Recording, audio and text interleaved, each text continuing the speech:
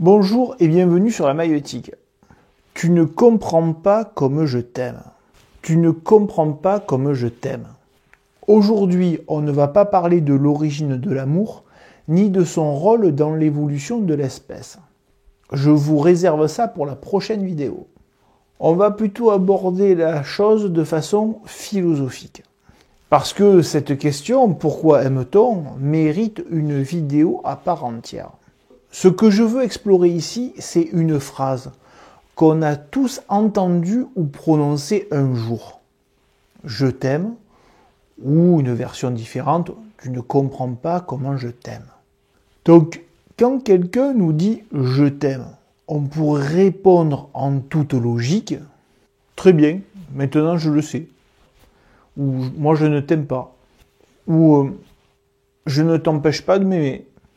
En toute logique, la personne qui dit « je t'aime » ne devrait pas se sentir blessée si on lui dit qu'on ne l'aime pas, ou si on lui dit qu'on aime quelqu'un d'autre. Mais voilà, ça ne fonctionne pas comme ça. Parce que cette phrase « je t'aime » est mal construite. Et ce n'est pas un défaut du français, c'est valable dans presque toutes les langues. Parce qu'en réalité, quand on dit à quelqu'un « je t'aime », on ne se contente pas de l'éclairer sur un sentiment. On formule une demande. On devrait plutôt dire, la bonne formulation serait « aime-moi ». L'amour, c'est une attente déguisée. Parce que l'amour, c'est souvent présenté comme un don. On l'idéalise comme un élan pur, désintéressé, altruiste.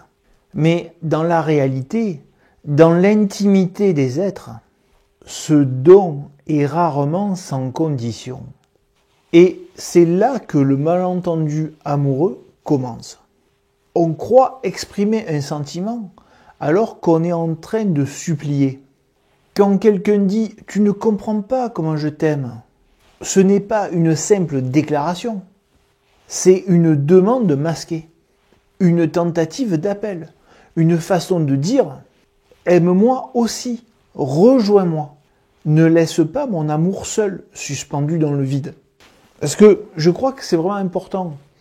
Quand quelqu'un dit qu'il nous aime, ou que l'on aime quelqu'un, en fait, même si la personne en face ne nous aime pas, rien ne m'empêche de l'aimer.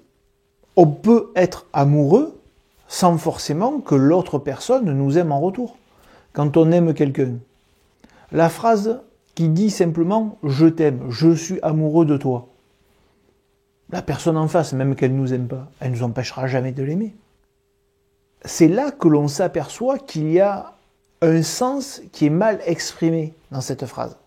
Alors on peut faire un petit détour par Platon dans le Banquet, même si ça ne traduit pas exactement cette idée.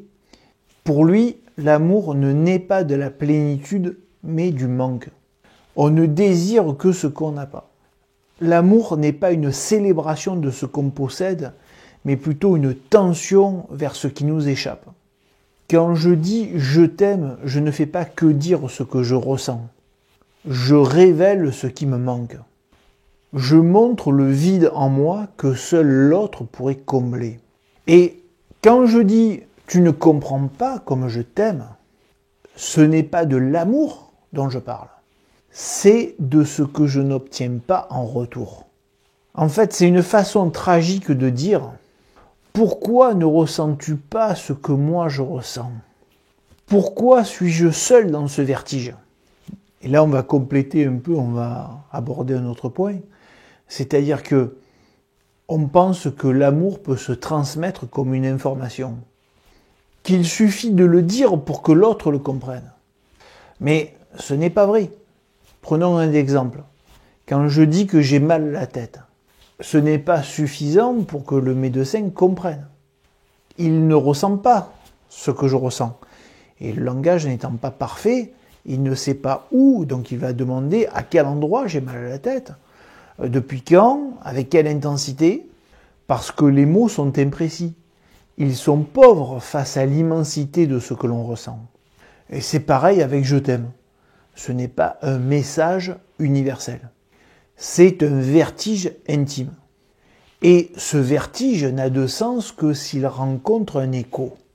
Parce que ce n'est pas la puissance de l'émotion qui crée le lien, c'est la résonance.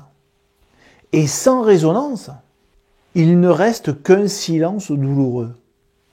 Aimer, c'est tendre un miroir à l'autre.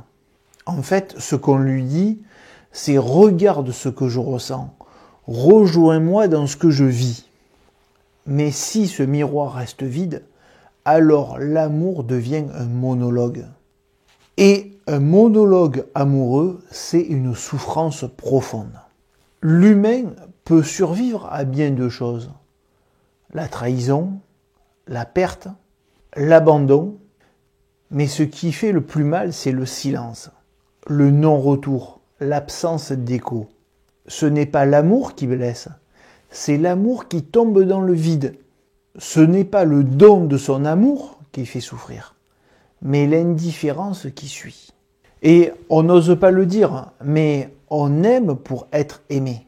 Même les plus grands amoureux attendent quelque chose. Un regard, un signe, une main tendue en retour. Et pourtant, on nous répète que le vrai amour n'attend rien. C'est faux, c'est une légende, une posture de défense. Car quand on aime, on devient vulnérable, on se met à nu. Et si l'autre ne répond pas, ce n'est pas seulement notre cœur qui est blessé, mais notre être tout entier. Et voilà le malentendu. On croit dire « voici ce que je ressens », mais on est en train de dire « ressens-le aussi, aime-moi comme je t'aime ». Et quand l'autre ne ressent pas, ou ne peut pas, ne comprend pas, ce n'est pas une déception relationnelle, c'est une blessure existentielle. Merci et au revoir.